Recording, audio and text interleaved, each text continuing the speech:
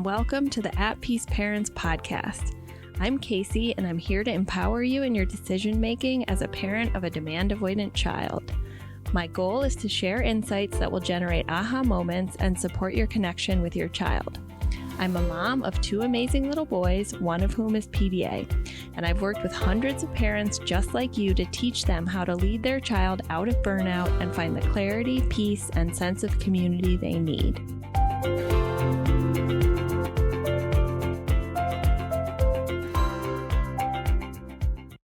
How does working through an autonomy, equality, and nervous system lens actually help my PDA child or teen over the long term? This is an amazing question. It's an important question. And today I'm going to provide a free training answering this question with two primary topics: the theory of change over the long term for your child's well-being, mental and physical health, and nervous system health, and what we mean by radical acceptance and how it relates to the theory of change over the long term for your child. I'm going to start with a story from my own life to start illustrating this concept. Okay, so when my son hit burnout, which I did not understand as such, when he was approximately the age of 4.5, when we were living in Washington, D.C., I did not know what to do, and I was desperate. I had gone through the 1, 2, 3 magic, the times outs, the positive discipline. I had been, for the past couple years, been hearing from the pediatrician how I needed to cook home-cooked meals, that I shouldn't be working so much, and that's why my son wasn't eating. I know. I was like, how is this happening? That I needed to be more consistent in my approach to my parenting, and that was the reason he was so oppositional and defiant.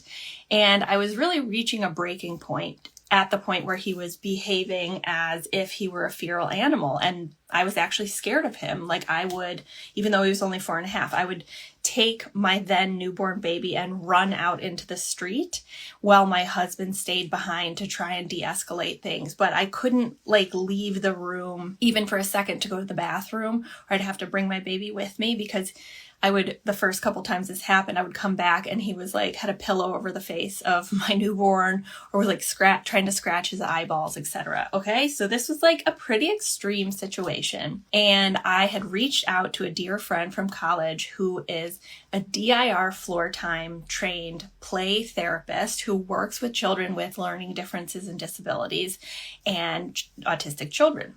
I didn't know anything about sensory processing disorder. I had never heard the term self-regulation. I didn't know what occupational therapists or speech language pathologists did. I didn't even really fully understand what she did, but she was like, look, come to Chicago, stay with my family.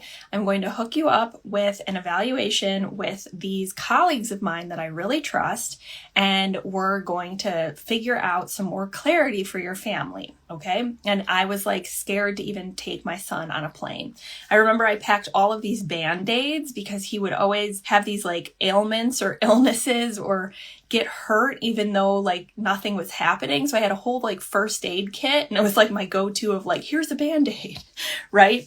So I went to see her. We went to see an occupational therapist. They did an evaluation for about 2.5 hours. And I remember distinctly he got into this hammock swing for a long time, and he sort of wouldn't get out of the hammock swing. And the speech pathologist prompted me very gently, why don't you get in there with him? Which is not something I would have thought of, because my intuition was obscured by all of the trauma of not knowing how to interact with him. So I got in, and he put his cheek against my face, and my face was against his.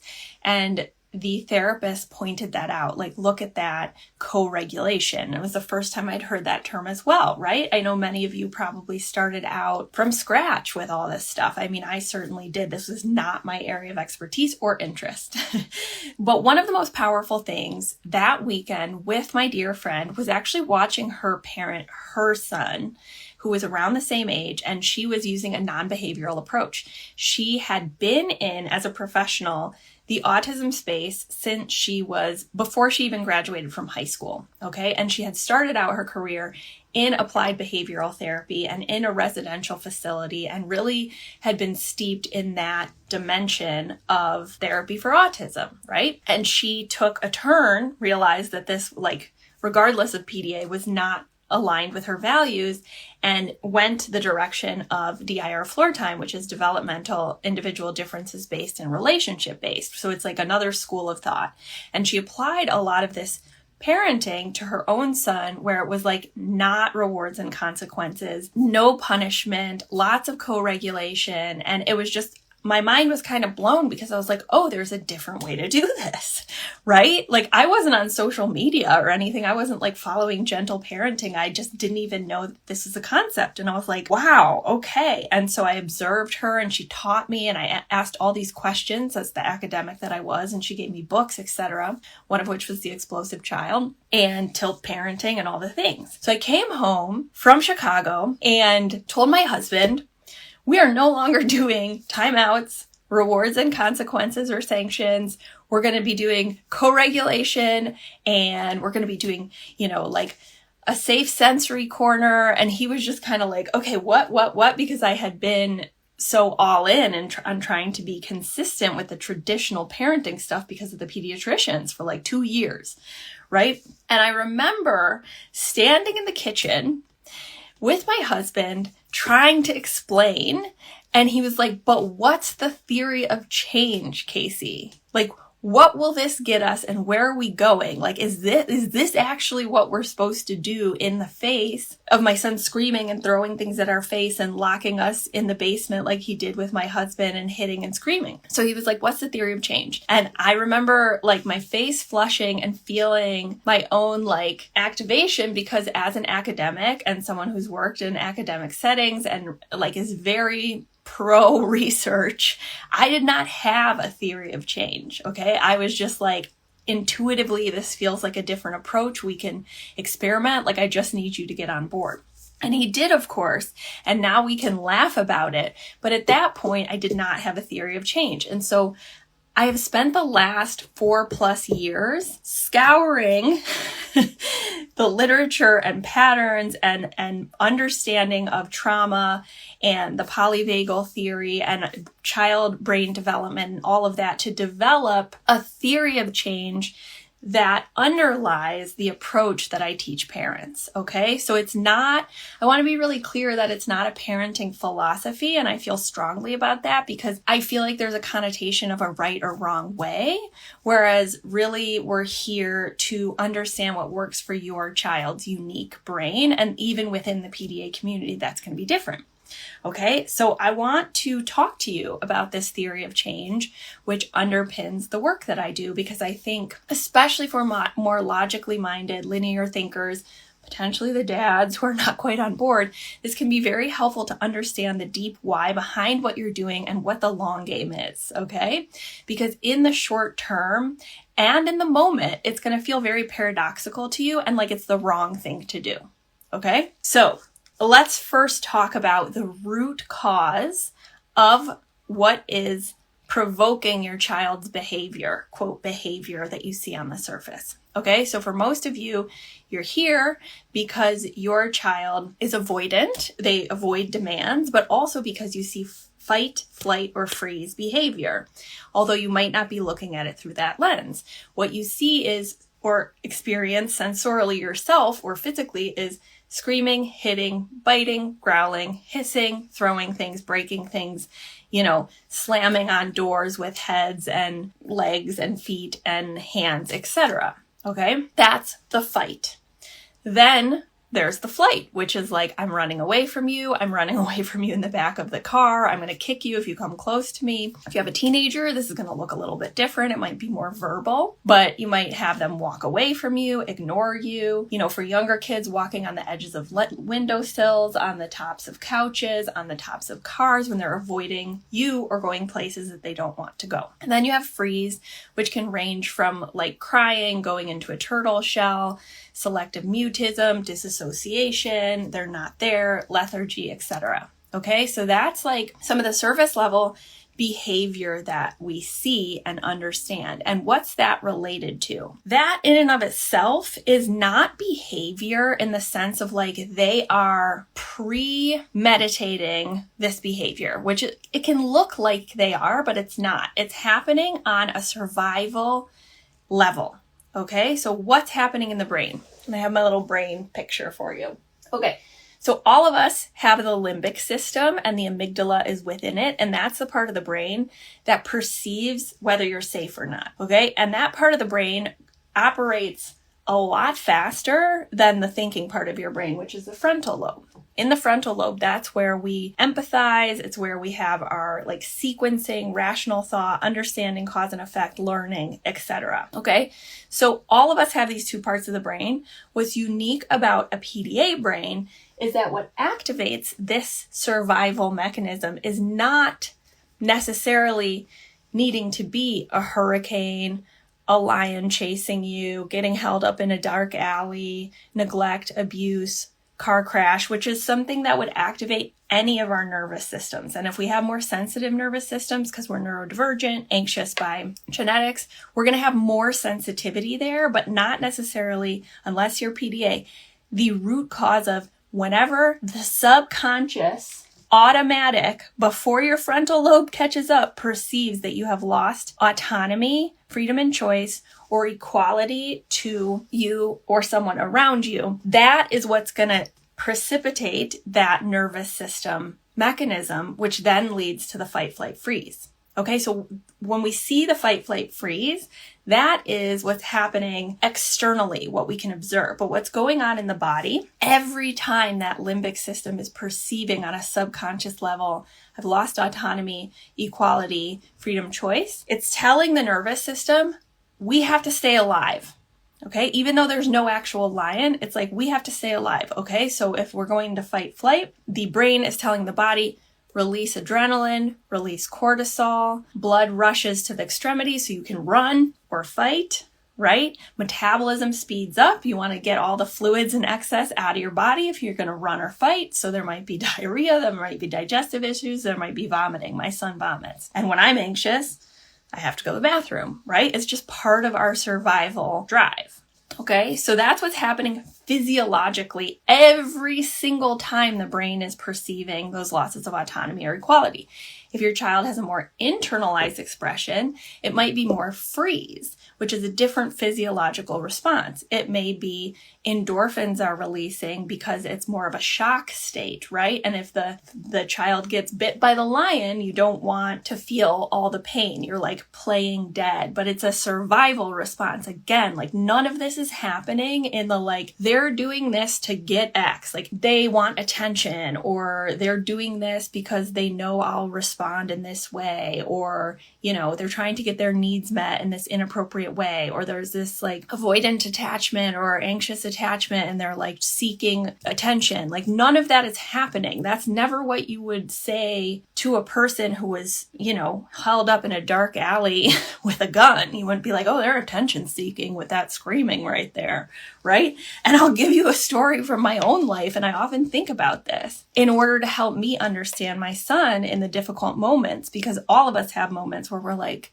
how can this possibly be a reflexive subconscious response, right? So when I used to travel in my former life, I did a lot of work in Latin America, and I was in the subway after, like at the end of the subway lines schedule with my friend traveling in Argentina, and we were alone on the platform, and we got held up at knife point by two male individuals trying to take our purses. What did I do? I didn't think about it. I just started screaming, hitting, pulling my purse, kicking, etc. My best friend started laughing. Neither of us thought about it. It just happened. And we ended up running and getting out of there, flight, without getting hurt. And afterwards, we were both like shaky, and like our bodies were just doing the physiological things that bodies do after the body has perceived like I'm going to die. Okay. And I remember her reflecting, like, why did I laugh? Like she was so mad at herself. And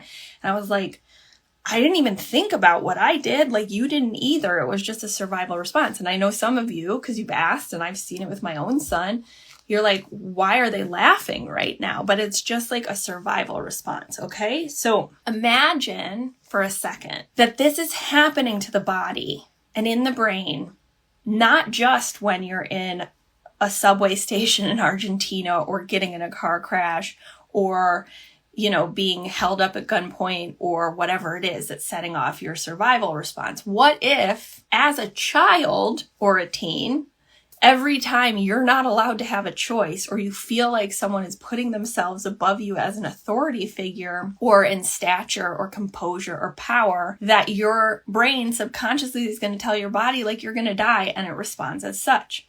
Okay? That's a lot of times, right? Even if you don't see it as a parent, often it's internalized. It's internalized and comes out later, which is where the masking dynamic comes in of like, well, they seem fine at school, but then they come home and there's these explosive meltdowns or equalizing behavior that's really difficult to manage. So what happens over time when not only is the child or teen perceiving this danger on a subconscious level and perhaps and likely not understanding why their body's doing that or why they're responding in that way, it builds and builds and builds over time. It accumulates. Okay, so threshold of tolerance. So all of us have that, the point at which we get activated over and over and over again, and then we hit the point where it's too much for our bodies, it's too much for our psyche, and we just start to experience trauma, okay? So all of us have that, but not all of us have the neuroception that's telling us we're in danger all the time. So what happens, and this is also why some of these children and teens, it feels like as a parent, it comes on all of a sudden. You're like, did my child become PDA? Can you become PDA? Did they have an autistic regression? It's because of this cumulative aspect, okay? So imagine when they're younger, every time they have this activation, it's like building towards the threshold, but they're not there yet. And depending on how we respond, if you responded like me, you're going to be moving towards the threshold quicker because I responded with more behavioral approaches, which was loss of autonomy, loss of equality over and over and over again. If you're a gentle parent, an intuitive parent by nature, maybe they weren't moving so fast towards the threshold until they got to school, right? And then they're down here, but they go to school and it pushes them past their threshold. And it's like, oh, right? Or they got an autism diagnosis and maybe they were down here, but then they go into behavioral therapy and it's building. Okay, so what does that do? What does that do when we push the child past the threshold of tolerance?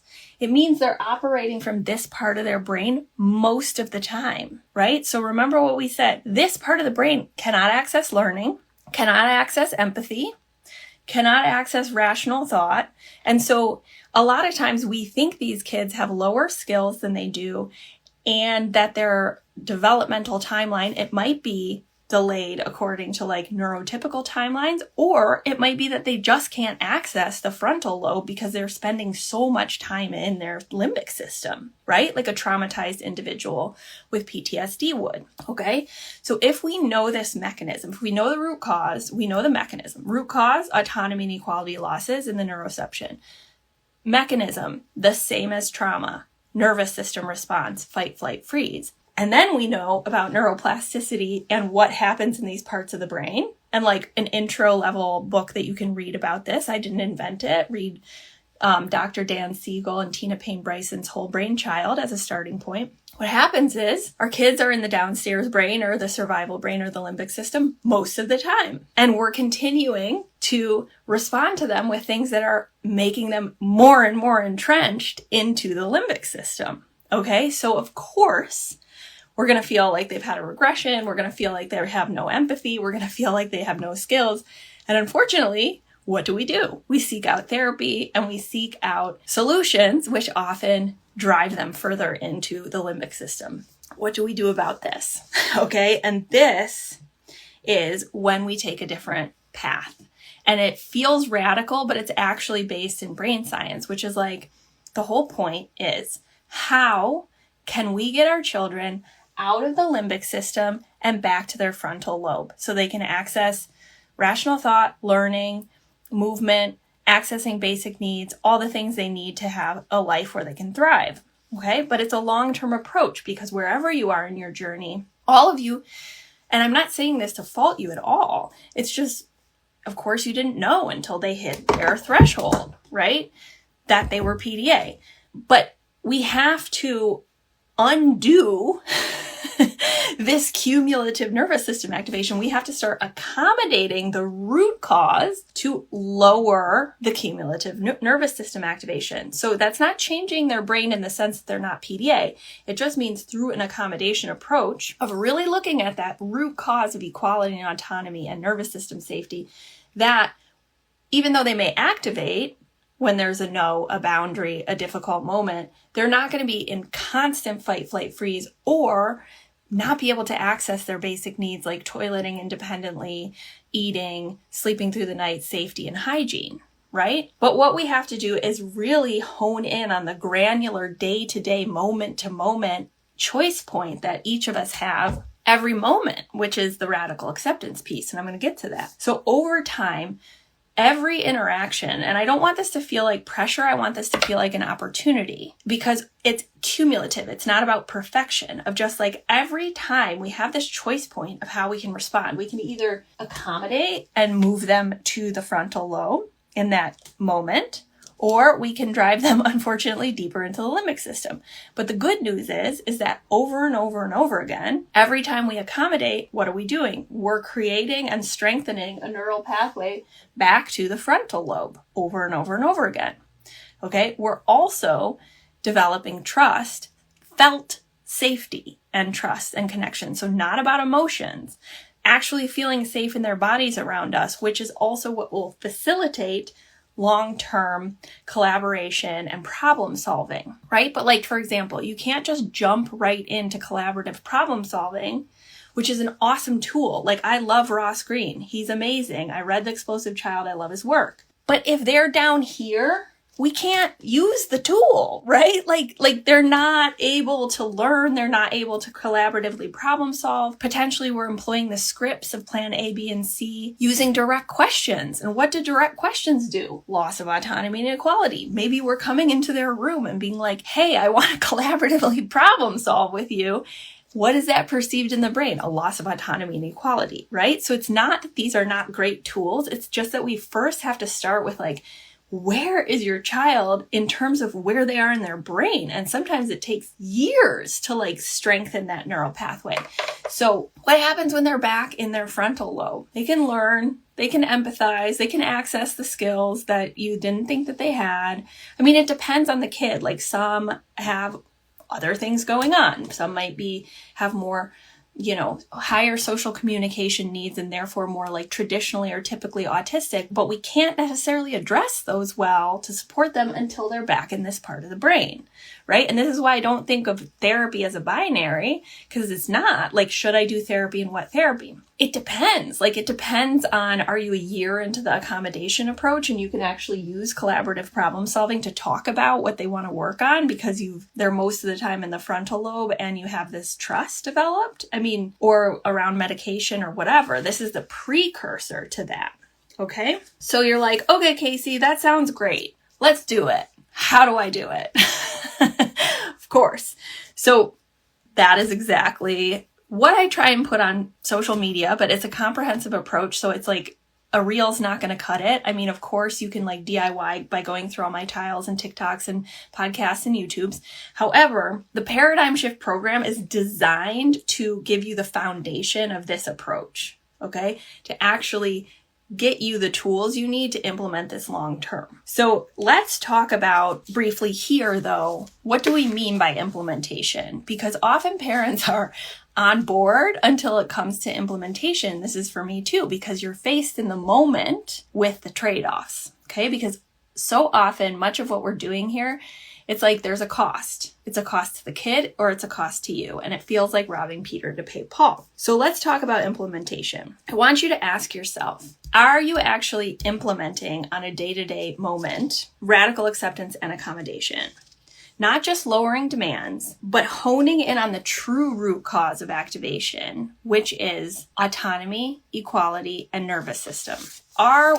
What you're doing designed specifically to move them out of the limbic system over and over and over again? And are you consistent, or is our conditioning getting in the way? And for me, I have to confront this question all the time. This is not like me as a guru being like, I know better than you. It's like I'm constantly thinking through, like, is that the fear talking, Casey, or are you remembering the logic of this long-term approach and what you've seen with your coaching clients and your own son?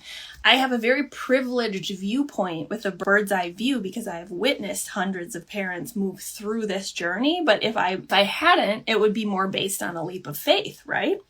So let's talk about radical acceptance, because this is a key component. And often when we talk about radical acceptance, it's like, well, of course I accept my kid, but that's not that radical. What I'm talking about is in the moment accommodations. Okay, so let's talk about examples. When I post things that I actually do in my home, which are based on de-escalation and moving my child back to the frontal lobe, I always get a ton of like, you're teaching them that they can act like that, right? You're teaching them to be abusive. You're teaching them X, Y, and Z. And it's like all of a sudden parents are triggered and they're forgetting this logic of like, they're not learning anything. They're here. I'm just using an accommodation in the moment to get them back here so that we can solve the problem and lower nervous system activation. Okay, so let's get through these examples. Okay, so the first thing we have to do is radically accept that you have a choice point. And I cannot change this and you cannot change this, which is you are always activating or accommodating your child. You're either driving them deeper into the limbic system or towards the frontal lobe. There's no in between, okay? So in the moments, like for example, when your child says like, you're a bitch, what's the first thing you're gonna do? You're gonna get activated, no judgment. Of course you are, because you're spending your whole life trying to figure out how to support your kid. You've probably made all these sacrifices and they're criticizing you. What's your conditioning gonna tell you? And your instinct. I need to tell them they can't act like that. I need to teach them so that they don't continue to do this outside of the home, okay? But then we're forgetting. You can correct them, absolutely. Like you can correct them, you can give them a punishment, you can set a boundary, but what's going to happen? And this I can't change. And this is triggering because this is the radical acceptance piece. If you do that, it will drive them back down here. That's how the disability works, okay? So what's the alternative?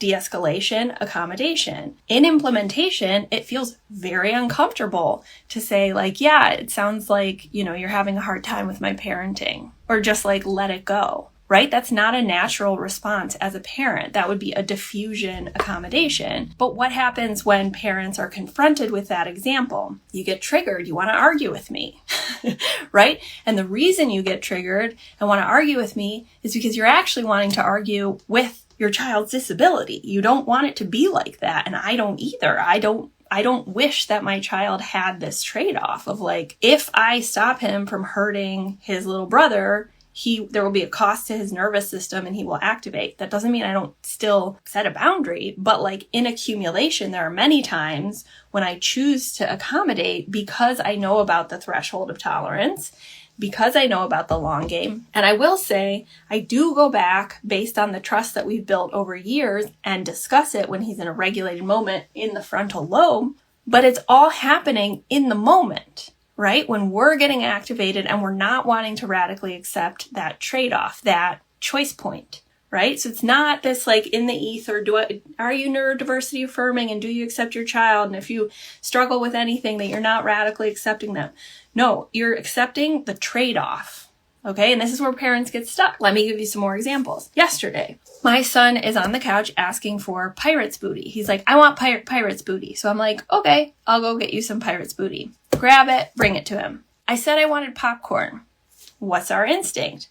To correct, right? To say, no, you said you wanted pirate's booty. I want to teach him he can't lie and he can't change. He can't like treat me like a maid and all the things. But like, again, I can't teach him anything in that moment just because of the way his brain works. So I have to make a decision of like, am I going to use this moment? Is this moment important enough for me to activate his nervous system?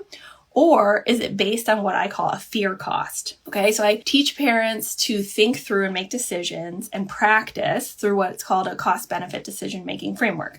And often where parents get stuck is when they're trying to discern, not in the heat of the moment, how to accommodate and actually do this, they get lost in the fear cost. Okay, so like for example, in the moment with this popcorn and pirate's booty, The fear cost of not correcting him is if I don't correct him now, he will continue to talk to me like this, and then he will continue to treat others in his life like that and be abusive to women. He'll never have a partner of any sort. He'll never be independent or operate independently in the world, and I'll have to continue serving him pirate's booty and popcorn until the end of time.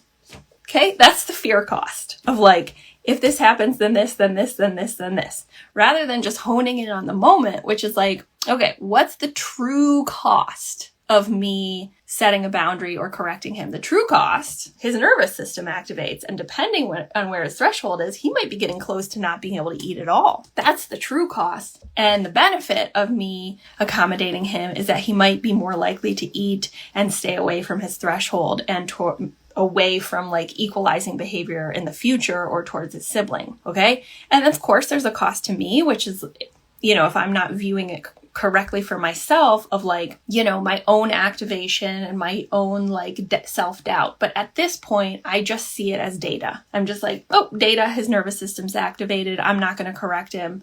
It just tells me more about where he is with his threshold of tolerance. I don't take it personally.